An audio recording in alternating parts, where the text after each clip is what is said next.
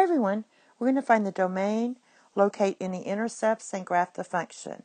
And then based on the graph, find the range. And what we have here is two linear functions going to be graphed together, and they change, the functions change around at 1. Okay, so that's why we're going to test for continuity. Now, to test for continuity, it must meet 3 conditions. So basically, the first condition says this f of c exists. Your c is where all the action's happening. So the thing is changing around 1. So that's 1. Our c is 1. So we're going to test f of 1. So f of 1 is going to be in this lower portion because that's where it can equal 1. So it's 3 times 1 minus 2. So 3 take away 2 equals 1. So condition 1 exists since we got a value. All right, now we're going to do this portion, check for the limit. So basically, let me just do a line here. For the limit, you put your c as 1, and what they're asking for, the limit as x approaches c from the left. So what's going on here? The limit, that's to the left of 1. And that means all numbers smaller than 1. All right?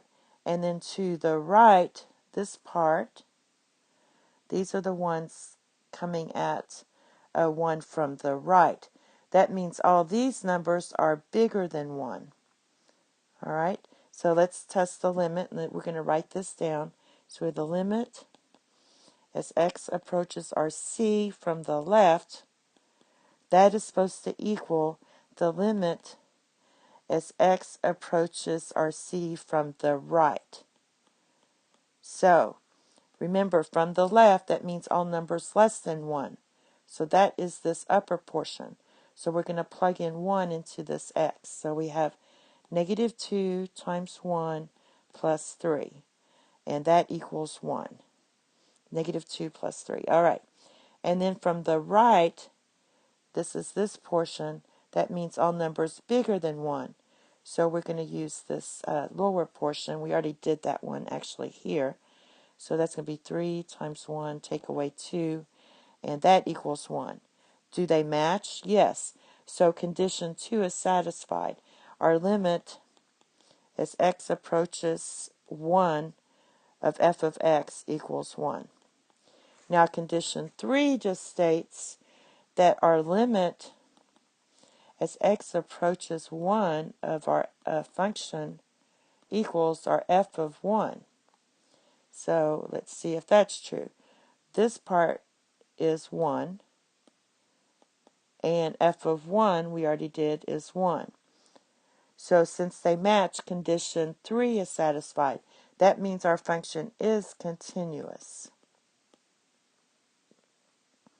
So let's graph it and then fill in all that information.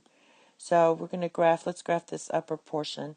So you have to go to 1 because that's your c, and see what's going on around c. So the first thing I'm going to do, I am going to plug in the 1 into this equation. So when I plug in 1, we already know it goes to 1, but it can't equal it. So you do an open interval. Now plug in 0, because 0 is less than 1, and that gives you your y-intercept. You always want to use 0 because we have to state those anyway. So 1, 2, 3. Now that you have basically 2 points, you can graph this function. So it's just going to be, keeps going on as x gets smaller and smaller than 1. Then it stops. All right. Now we have to graph this piece. So let's look at 1 again. You plug in 1, it maps to 1. So when it maps to 1, it's solid because it can equal 1. So a solid interval overrides open. So we can color that in. And now let's plug in 2.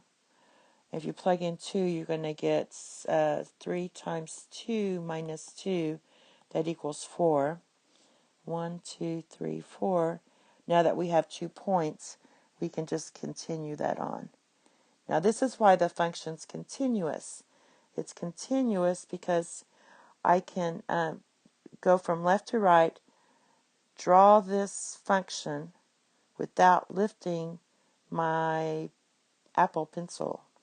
All right, so that's why it's continuous. Now the domain is all real numbers because it includes all numbers less than 1, it includes 1, and it includes all numbers greater than 1. So my domain is all real numbers, or you can write it this way. So that would be your x. All right. Intercepts. We only have one intercept here. Right here is your y-intercept. You just write 0, 3. By definition, since we have a 0 here, it's understood that's an intercept, a y one, because the x is 0. And then the range. So the range we're looking for, we're looking at when does this thing start. We're looking at the vertical part. What's starting at 1 and it continues up. So our range is starting at 1 and then it goes to infinity. Or you could say y is greater than or equal to 1. Either way is fine. Thank you. Have a nice day. Bye-bye.